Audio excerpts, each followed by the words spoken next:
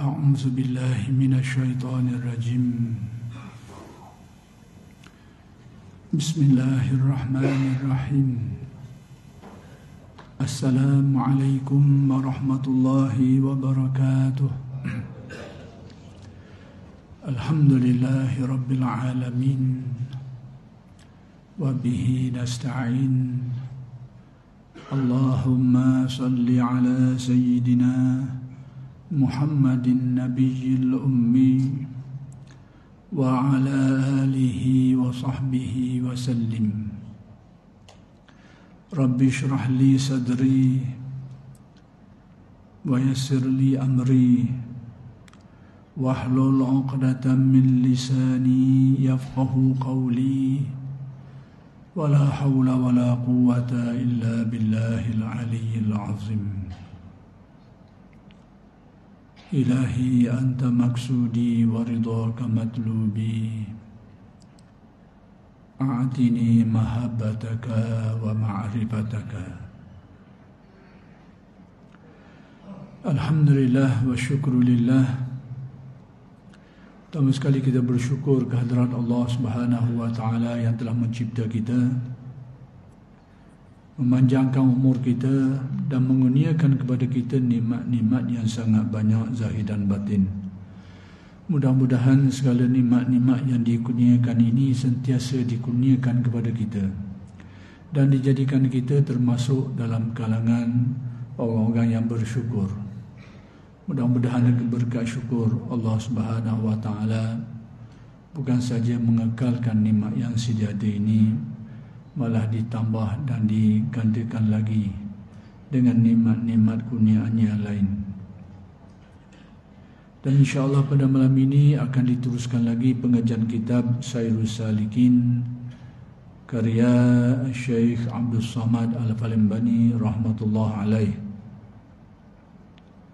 Muka surat 20, Faslun fi bayani fadilati syukri.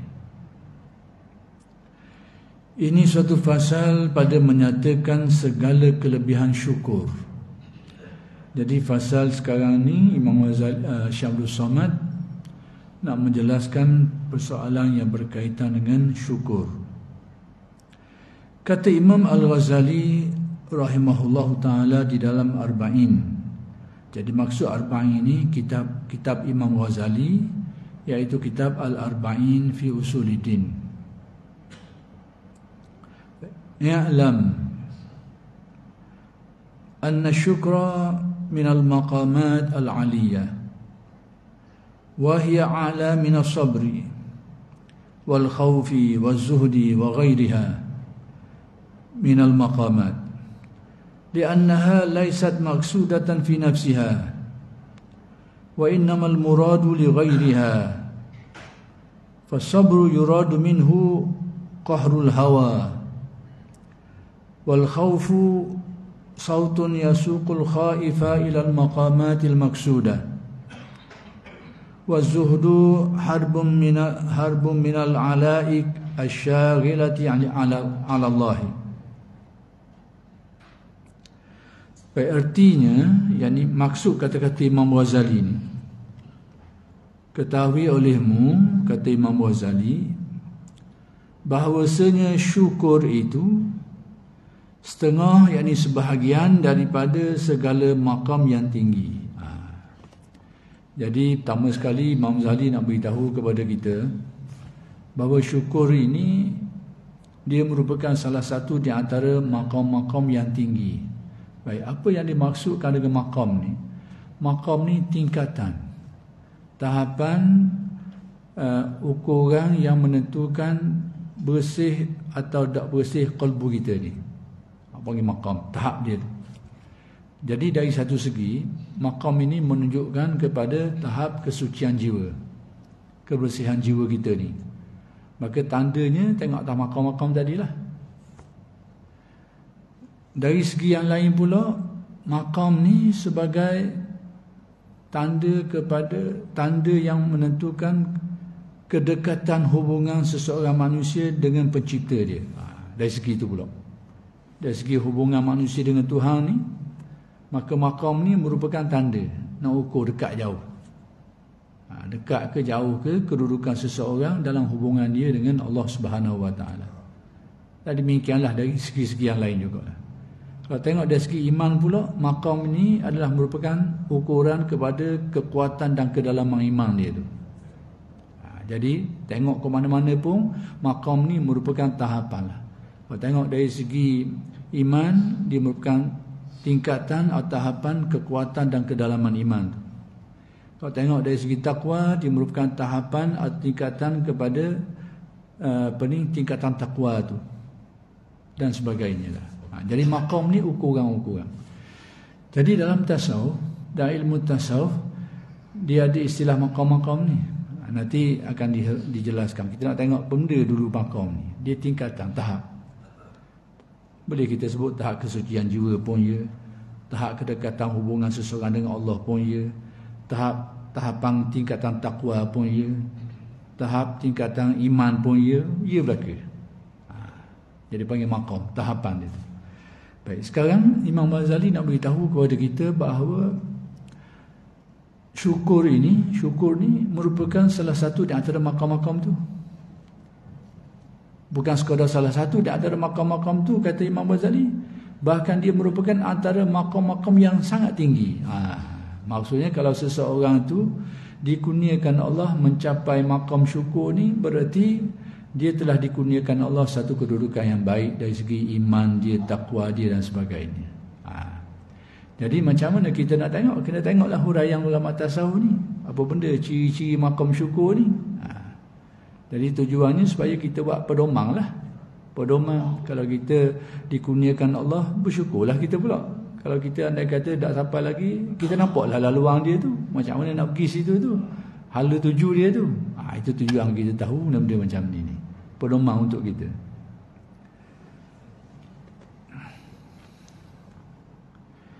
Dan iaitu terlebih tinggi daripada sabar dan khauf dan zuhud dan lain-lainnya.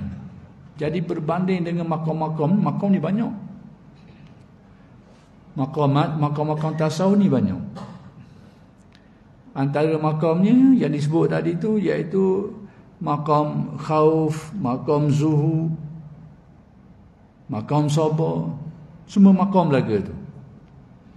Tapi antara yang dicontohkan ini, maka kata Imam Ghazali, maqam syukur mengatasi maqam-maqam tadi tu. Maksudnya syukur ni dari segi kedudukan dia lebih tinggi daripada sabar, daripada khauf, daripada zuhud. Berarti kita kena tengok kat mana yang menjadikan syukur ni sebagai satu kedudukan yang mulia ni. Apa benda rahsia dia ni? Ini yang akan dihuraikan oleh Syekh Abdul Samad seperti yang diambil daripada keterangan Al-Imam Al-Ghazali rahmatullah alaih.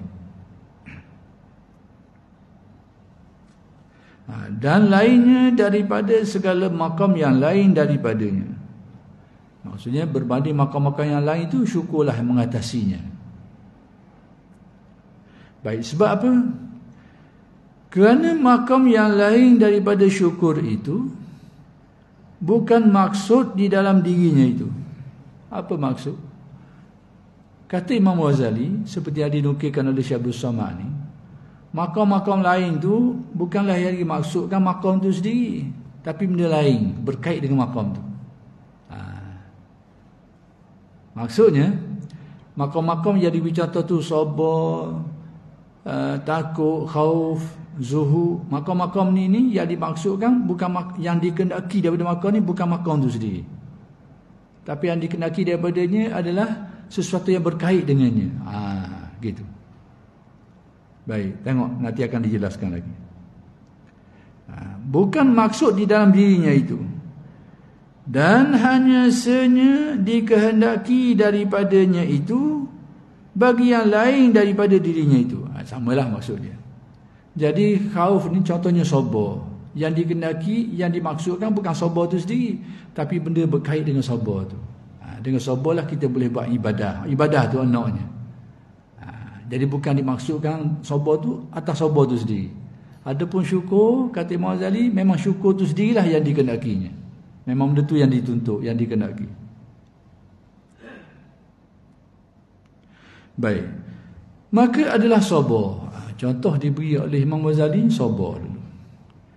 Maka ada sabar itu dikehendaki daripadanya meninggalkan hawa nafsu. Nampak? Jadi apa maksud daripada sabar ni? Maksud sabar ni supaya kita dapat meninggalkan diri daripada kekangan, tarikan, pengaruh hawa nafsu kita. Itu tujuan sabar tu. Tujuan yang benda supaya kita terlepas. Bila sabar tu tujuan dia supaya kita dapat melepaskan diri daripada pengaruh hawa nafsu. Jadi maksudnya tu. Maksudnya dapat melepaskan diri daripada pengaruh hawa nafsu. Itu maksud daripada sabar. Bukan atas sabar tu saja maksud dia, bukan atas sabar tu sendiri, tapi maksud dia tu hak tadi tu, tujuan dia supaya manusia dapat melepaskan diri dia daripada pengaruh hawa nafsu buruk dia. Itu tujuan daripada sabar.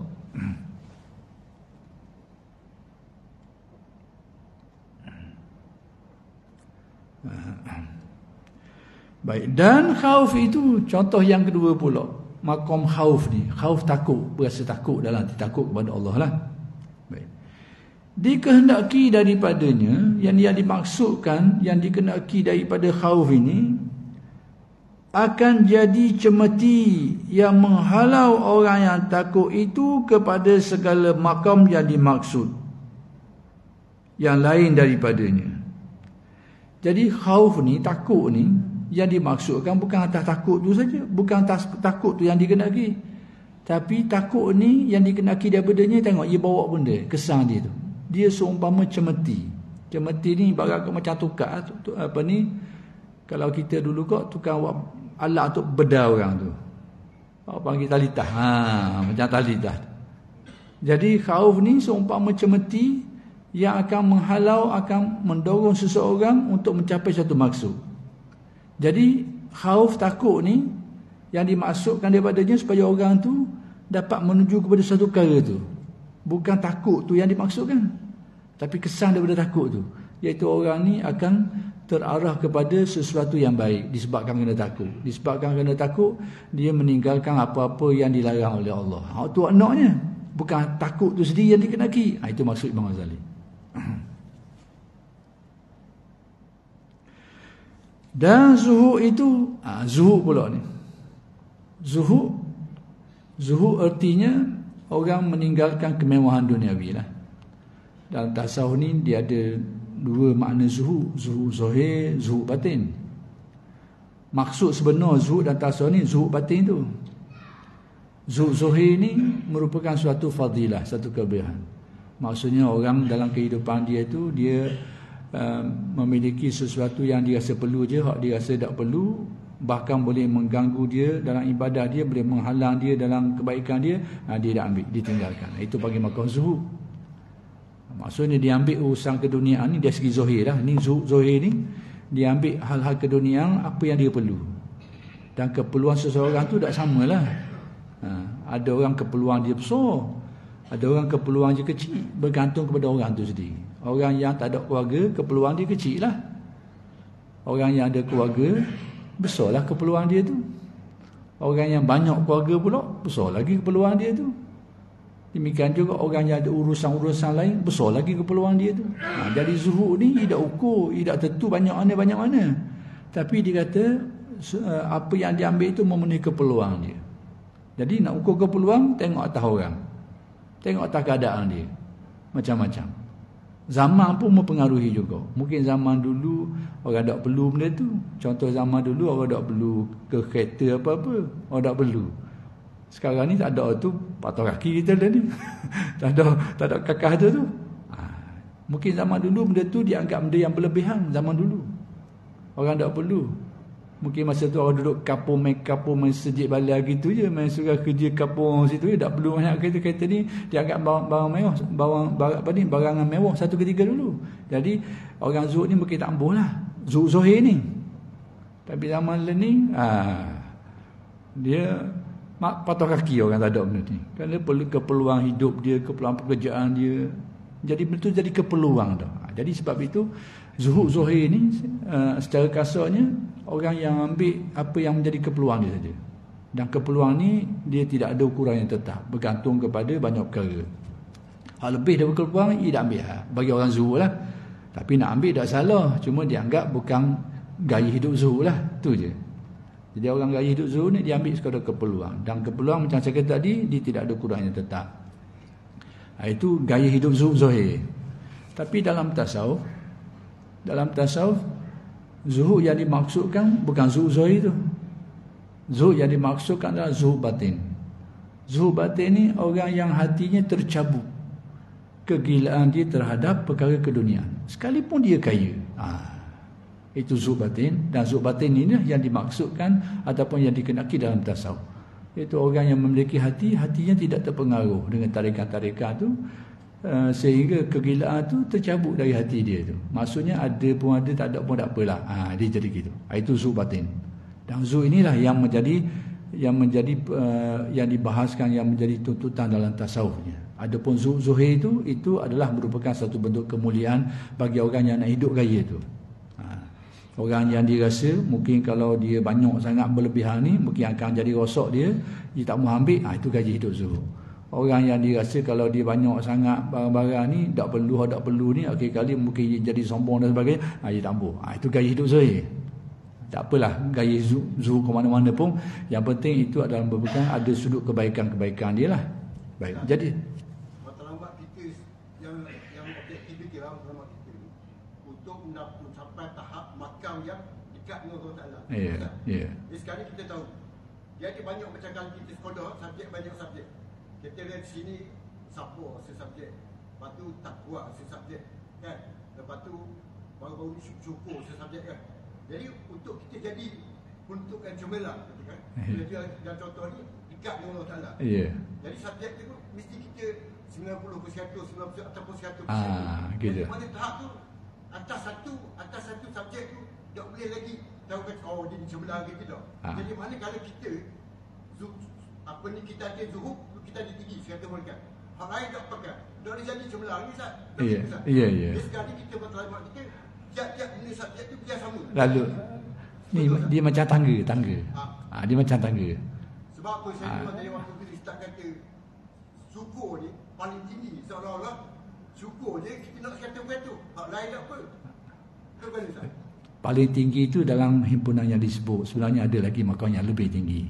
Hak yang dibandingkan tadi tu, menurut Imam Ghazali, syukurlah hak paling tinggi sekali yang disebut. Tapi secara kenyataannya dia ada makam yang lebih tinggi lagi. Itu nanti kita akan dibahas kemudian lah.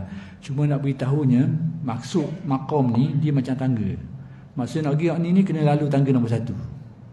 Nak pergi ke tangga nombor 3 ni, jarang orang yang nampak naik nombor 3 lalu. Walaupun dia kena, hak ni perjalanan biasa, dia akan lalu tangga nombor 1, naik tangga nombor 2. Jadi makam-makam tadi tu kedudukannya macam tangga lah. Jadi syukur ni hak banding hak sebut-sebut tu, ia mengatasi hak sebut-sebut tadi tu. Itu maksudnya. Jadi terjumlah di dalam makam yang agak tinggi. Cuma dari segi yang lain, dalam seperti yang dibahaskan oleh ulama tasawuf, dia ada lagi makam yang lebih tinggi daripada itu lagi lah. Seolah-olah dia subjek teras lah. Ya. Yang kena, maksud dalam perjalanan tu orang kena ada ni. Dalam perjalanan dia tu nak mendekati Allah, nak jadi lebih dekat, tak dapat tidak, dia kena lalu tangga ni. Kena ada tangga ni, kena pijak tangga ni. Baik.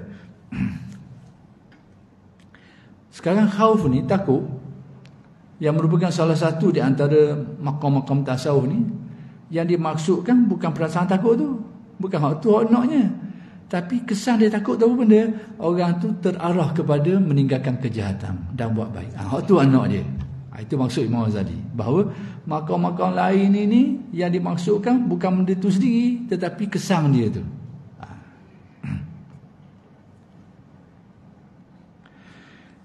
Dan zuhud itu dikehendaki daripadanya, zuhud pula, dikehendaki daripadanya itu akan lari daripada segala dunia yang nyata pergantungan, yang menyampaikan daripada yang menyimpangkan, bukan menyampaikan ni, kitab lain dia tulis apa benda? Menyampaikan. Makna tak apa siku ni. Yang menyebutkan betul.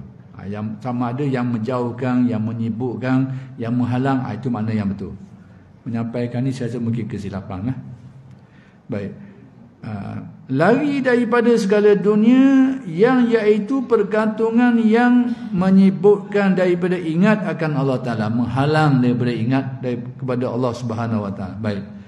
Jadi sama juga zuhud. Dia beri contoh Imam Ghazali beri contoh zuhud juga.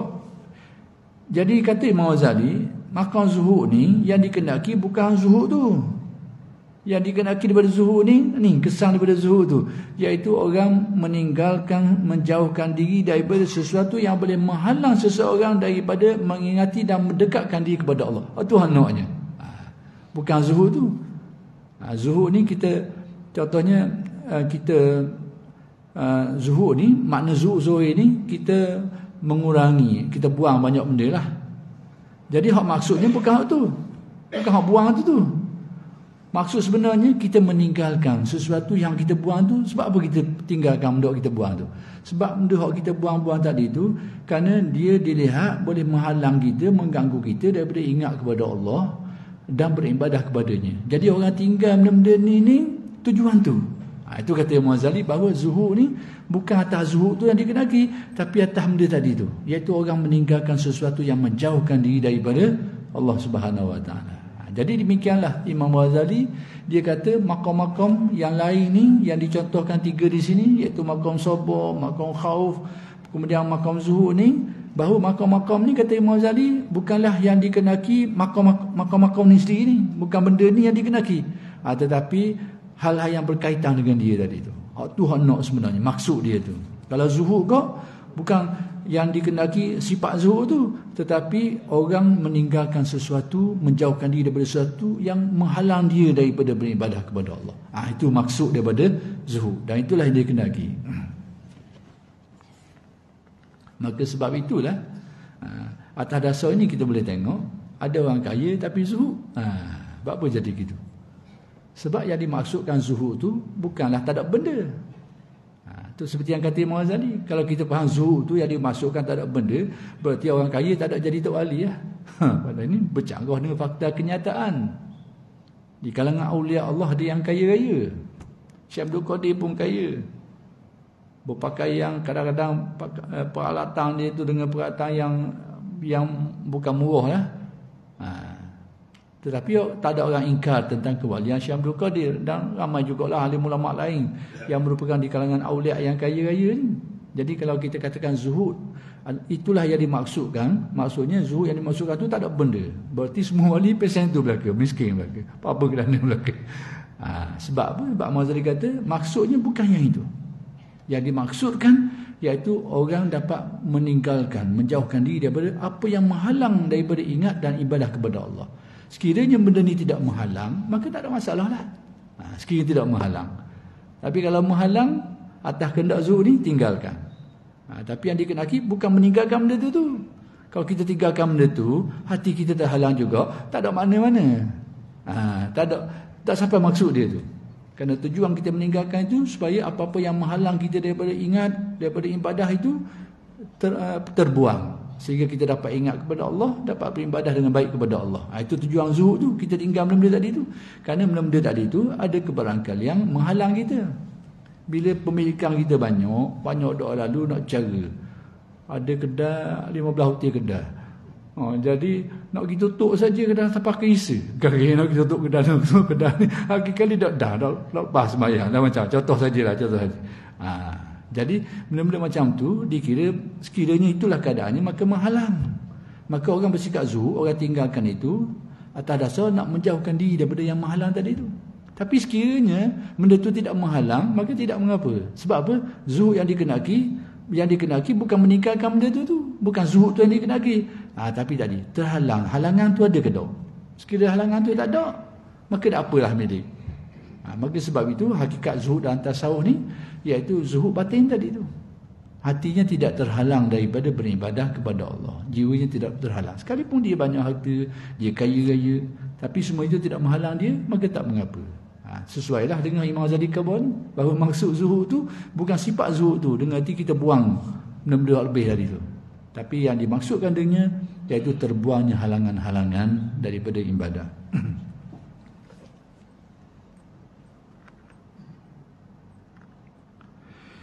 Wa amma syukru, contoh tu. Wa amma syukru fa maqsudun fi nafsihi. Ni beza kata Ghazali. Fa maqsudun fi nafsihi. Walizalika la yanqati'u fil jannati wa laysa fiha taubatun wa khaufun wa sabrun wa zuhdun wa syukru daimun fil jannati walizalika qala ta'ala wa akhiru da'wahum anil hamdulillahi rabbil alamin. Tengok orang yang Imam Ghazali sebab apa dia kata gitu. Artinya, dan ada pun syukur. Kata Imam Ghazali, syukur ni lain daripada makam-makam tadi tu. Berbeza berbanding dengan sabar, khauf dan juga zuhud tadi. Maka iaitu dikenaki di dalam dirinya. Yang dikata Imam Ghazali, memang syukur tu sendiri yang dikenaki. Tidak seperti zuhud tadi tu. Yang dikenaki bukan zuhud tu, tapi kesan daripada zuhud tu, iaitu orang meninggalkan apa yang boleh menghalang ibadahnya. Adapun syukur, kata Imam Ghazali, memang syukur tu sendiri dikenaki. Bahasa kita mudah kok, batang tubuh syukur tu sendiri dikenaki. Adapun orang lain, batang tubuh dia tu tidak dikenaki. Bahasa mudah begitulah. Jadi syukur ni, batang tubuh syukur tu sendiri yang dikenakinya. Baik, ke mana ni? Tengok.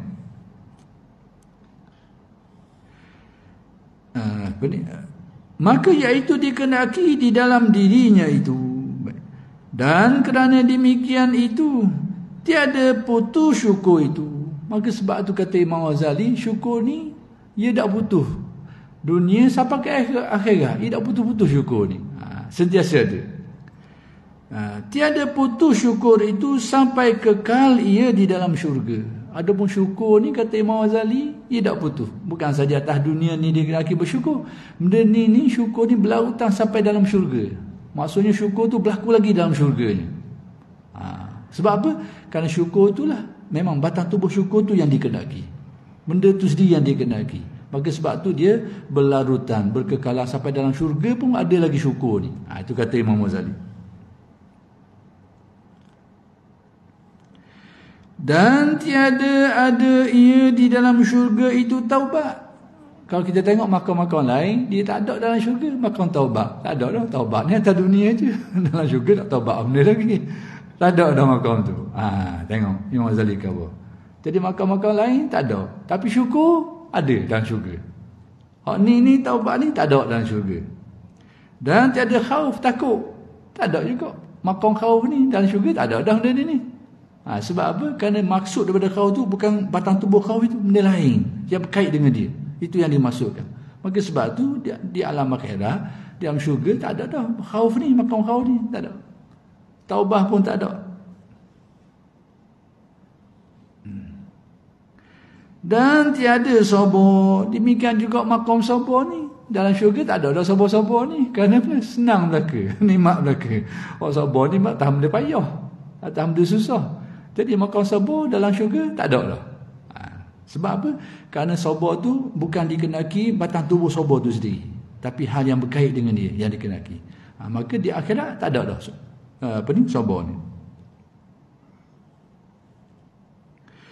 Dan tiada zuhud. Demikian juga makam zuhud. Makam zuhud ni di akhirat tak ada dah zuhud.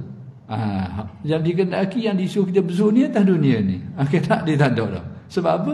Kerana yang dikenaki dengan zuhud tu, kata Imam Ghazali, bukan batang tubuh zuhud tu, tapi benda yang berkait dengan dia yang dikenaki. Maka sebab tu bila di akhirat tak ada dah. Dalam syurga tak ada dah makam zuhud-zuhud. Tak ada dah puasa lagi orang nak hidup selas pinggang, tak ada dah. Semua orang mengucapi nikmat belaka. Baik, dan adalah syukur itu, adapun syukur sentiasa kekal ia di dalam syurga. Adapun syukur ni dia kekal. Atas dunia kita dikenaki bersyukur, dalam syurga pun ada lagi makam ni, makam syukur ni. Sebab apa?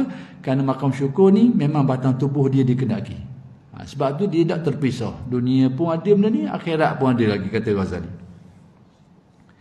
Baik, dan kerana itulah firman Allah Ta'ala. Jadi Imam Ghazali dalam menjelaskan perkara ni, dia kemukakan sandaran dia. Sebab tu agama ni, kalau kita nak bercakap, dia kena ada sandaran. Kalau kita nak orang alim sikit, sandaran Quran hadis lah. Kurang alim sikit, mungkin tak dang nak tafsir Quran hadis ni, tengok alim ulama'. Pandangan alim ulama'.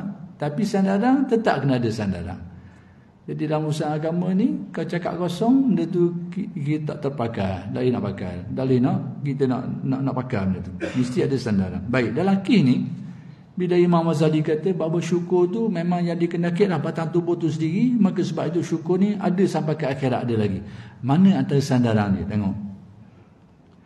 Dan kerana itulah kata Imam Ghazali, firman Allah Ta'ala dan firman Allah Ta'ala ni, dan akhir doa mereka itu, yakni ahli-ahli syurga tu, doa mereka itu di dalam syurga, bahawa mengata mereka itu alhamdulillahi rabbil alamin. Jadi kalam ini, yakni wa akhiru, ini ayat Al-Quran, wa akhiru da'wahum alhamdulillahi rabbil alamin. Ayat Quran ni beritahu itulah kalam ahli syurga.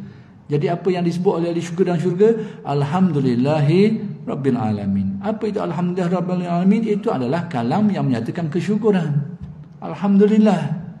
Jadi kalam itu kalam yang menunjukkan kepada syukur. Atas dasar ni kata Imam Ghazali, syukur ni berlarutan sampai dalam kubur. Dalam kubur ada lagi lah. Dalam kubur bahkan lebih daripada tu lagi. Sampai dalam syurga pun masih ada syukur ni. Adapun hak tadi tu taubat, khauf, takut, zuhud, ini dunia je. Makom ni atas dunia. Di akhirat dia tak ada dah benda ni. Sebab apa? Kerana yang dimaksudkan bukan makom tu sendiri, bukan batang tubuh dia, tapi benda lain yang berkait dengannya. Syahdan, kata Syekh Abdul Samad. Baik, bermula kelebihan syukur itu. Tengok kelebihan pula. Tadi dari segi kedudukan lah. Sekarang kelebihan syukur itu amat banyak sekali. Baik, apa tujuan kita tahu kelebihan-kelebihan dan kenapa kita tasawuf ni banyak sekali menyebut kelebihan-kelebihan? Kerana dia menjadi pendorong. Bila kita tahu satu kelebihan tu, dia mendorong kita untuk mencapai dia. Bila kita tahu satu benda tu berharga, kelebihan ni harga nilai satu benda tu. Bila kita tahu nilai yang satu perkara, itulah yang akan mendorong kita untuk melaksanakannya. Kenapa kita rasa terdorong untuk puasa puasa 6 hari bulan Syawal? Apa kita jadi terdorong? Walidnya orang terdorong bila tengok ganjaran yang dijanjikan Allah Ta'ala atas amalan tu. Walidnya gitu, yang menjadikan orang terdorong. Kebanyakan orang begitulah. Tapi adalah di kalangan orang soleh tertentu tu, itu bukan jadi pendorong pada dia. Itu makam lain lah, makam dia. Dia buat semua tu adalah semata-mata abdi diri kepada Allah. Itu cerita lain. Tapi galiknya orang kita ni banyak terdorong buat benda-benda ni kerana fadilat-fadilat tadi tu. Dan tidak salah kita memandang fadilat tu. Jangan kata pula, oh dak ikhlas ni, buat ibadah kena fadilat, dak ikhlas. Jangan kata gitu. Itu sudah termasuk dalam ikhlas. Cuma tinggal lagi tahapan ikhlasnya itu masih ada yang lebih tinggi lagi. Itu je. Jangan kata dah sebab apa puasa Senin kami begitu begini, mudah ikhlas ni, mudah pahala ni. Jangan kata gitu. Itu ungkapan yang salah. Adapun ungkapan ahli makrifat tu bahawa benda tu dianggap tidak ikhlas, itu ungkapan yang sesuai dengan darjat dia. Pada kita benda tu sudah dikira sebagai ikhlas.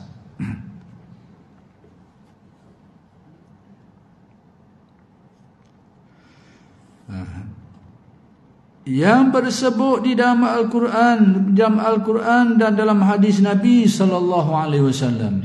Jadi kelebihan-kelebihan ini disebut dalam Al-Quran, disebut dalam hadis Nabi sallallahu alaihi wasallam.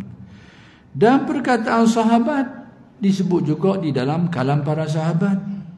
Dan tabi'in, demikian juga kata-kata tabi'in, dan aulia yang salihin, demikian juga disebut oleh para wali, para aulia yang salihin.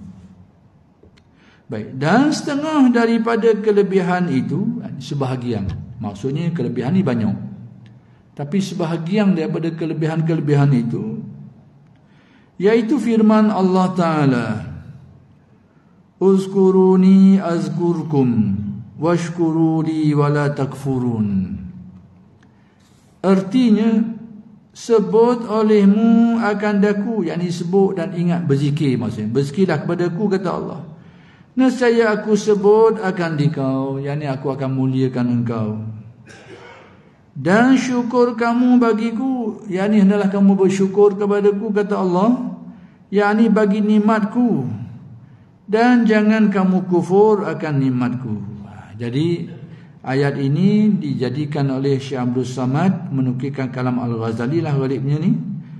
Syekh Abdul Samad dia kata ayat yang menyebut bahawa ayat ini merupakan sebahagian daripada ayat dalam Al-Quran yang menyatakan kelebihan syukur. Yakni syukur ni merupakan sesuatu yang diperintahkan oleh Allah dalam Al-Quran.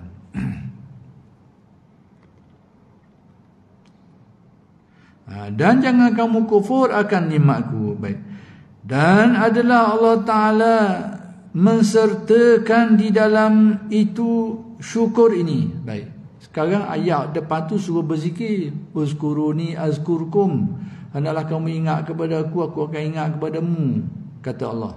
Kemudian bersyukurlah kepadaku yang syukur nikmat aku. Jangan kamu kufur. Baik. Macam mana fahaman menurut fahaman Syabdul Samad ni? Yang ghalibnya biasa Syabdul Samad ni apa yang ditulis ni diambil daripada ilmu Al-Imam Al-Ghazali rahmatullah alaih. Baik. Dan adalah Allah Ta'ala mensertakan di dalam itu syukur ini dengan zikirnya. Jadi dalam ayat tadi itu disertakan sekali perintah supaya berzikir dan perintah supaya bersyukur. Sebab apa? Itu dia. Yang menunjukkan ia akan bahawasanya syukur itu ibadah yang besar. Tujuan hendak kabak tu, kata Imam Ghazali atau kata Syamsul Samad. Pada dalam ayat ni dirangkaikan sekali perintah supaya berzikir dan perintah supaya bersyukur. Sebab apa? Nak menyatakan besarnya amalan bersyukur ni. Setanding dengan zikir. Dan zikir ni bukan amalan kecil. Jangan pandang zikir amalan kecil. Orang kata zikir tu kecil, sunat je, dia tak erti tu. Tak erti tentang kedudukan zikir. Dia tak faham maksud inti di sebalik zikir tu. Sebab tu dia kata kecil, sunat je. Tu alamat dia tak mendalami tentang persoalan inti bagi zikir ni. Dan bercanggah dengan Al-Quran. Tidakkah Al-Quran menyebut wala zikrullahi akbar? Ingat kepada Allah itu adalah pekerjaan yang besar, yang penting.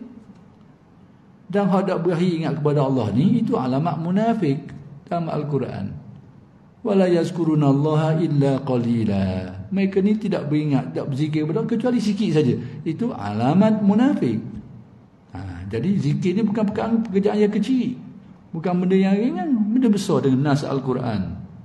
Jadi bila disebut di sini, hendaklah engkau ingat kepadaku, aku akan ingat kepadamu, kata Allah, danlah bersyukur kepadaku, kata Imam Ghazali, dirangkaikan sekali itu. Perintah supaya ingat dan perintah supaya bersyukur. Sebab apa? Nak menyatakan besarnya kedudukan syukur ni. Sebab apa? Perintah supaya ingat kepada Allah ni perintah yang besar.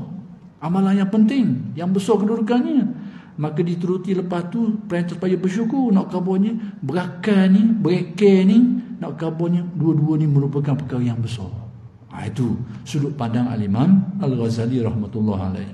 Bukan ibadat syukur tu sendiri tak sudah zikir kita. Perbuatan kita syukur tu bukan zikir ke? Aspek-aspek tertentu tu ada pertindakan lah. Tadi dari aspek-aspek lain ada perbezaan. Contoh mudah. Sekarang kita semayang. Sudah selesai semayang, apa firman Allah Subhanahu Wa Taala? Fa idza qadaytumus salata fazkurullah. Bila kamu selesai mendirikan solat, maka berzikirlah. Tidakkah semayang kita zikir juga? Nak kabarnya ada aspek pertindakan. Antara zikir dengan semayang ada tempat bertindang, tapi ada tempat perbezaannya. Maka sama juga dengan syukur, dengan zikir tadi tu. Dari segi tertentu dia ada tempat bertindang dia tu, tapi dia ada kelainan dia. Jelas Kadang-kadang ada orang kata, zikir apa lepas semayang? Semayang tu zikir dah kan? Dia tak ingat kepada ayat tadi tu. Tak ingat kepada firman Allah. Fa idza qadaytumus salat fazkurullah. Bila kamu selesai mendirikan salat, maka teruslah ingat kepada Allah. Ini kecelaruan orang kita ni sejak dulu lagi lah. Mungkin ada orang tak berberahi dengan zikir-zikir ni. Jadi bila berzikir lepas semayang tu, zikir apa benda? Semayang tu zikir dah tu. Satu hal. Selagi dia marah orang berzikir lepas semayang. Dia kata tak ada dalam hadis Nabi, dia kata. Tak ada dalam sakaan dia. Padahal riwayat hadis ada. Bukan saja dalam hadis, Al-Quran pun ada. Ayat saya khabar tadi tu.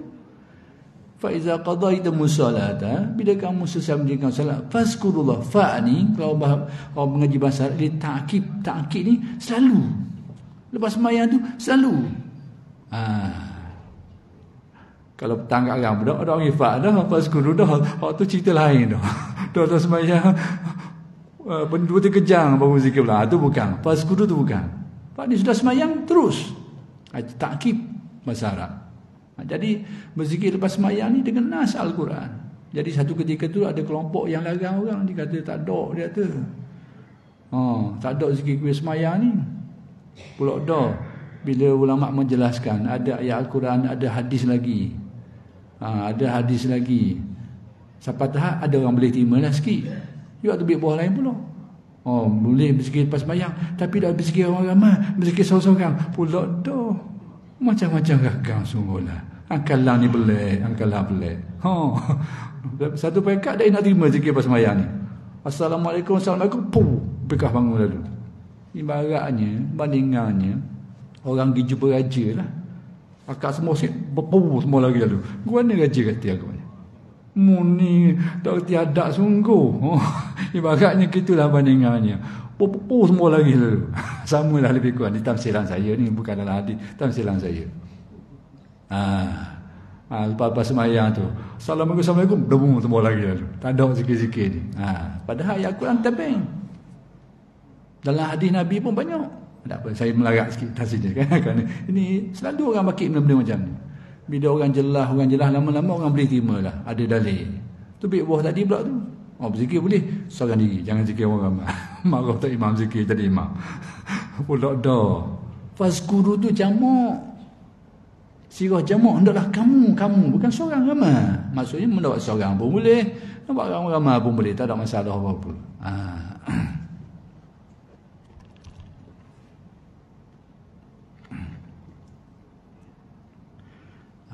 Dan balik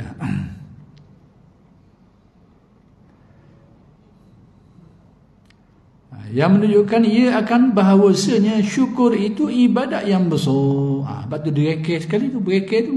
Sebab apa? Kerana hak sebelum tu besar amalan tu. Maka selepasnya pun besar juga. Itu menurut faham Al-Ghazali atau faham Syamsul Samad Palembang ni lah. Seperti zikir itu, iaitu ibadat yang terlebih besar daripada ibadat yang lain. Macam saya kata, zikir ni adalah lebih besar, ibadat yang lebih besar berbanding ibadah-ibadah lain. Kau mana jadi gini ni? Dan kenapa pula ada orang kata zikir ni amalan kecil, sunat je, tak cara apa, cara Melayu. Kau mana yang jadi gitu tu? Kau mana yang jadi gitu? Kerana tidak memahami maksud dan inti daripada zikir itu. Kerana orang yang berpandangan demikian, dia ingat zikir ni ucapan tu. Subhanallah, Alhamdulillah, Allahu Akbar. Dia ingat sebut tu memang tak nampak besar lah. Sebab apa? Budak kecil pun boleh sebut, orang gila pun boleh sebut. Orang gila boleh sebut, budak kecil pun boleh sebut. Jadi tak nampak pelik lah, tak nampak besar lah benda tu. Kalau ibadah haji nampak besar. Tak ada pitih, jangan harap boleh pergi. Tak ada pitih memang tak boleh pergi. Nampak besar benda tu. Tak ada kenegaraan, tak ada apa kita sana. Nampak besar. Tapi zikir ni orang gila pun boleh sebut. Itulah yang menjadikan setengah orang pandang zikir dia kecil. Tidak nampak apa inti. Nanti saya akan sambung huraian ni pada kuliah yang akan datang. Aku qauli hadza wa astaghfirullahalazim li wa lakum. Assalamualaikum warahmatullahi wabarakatuh.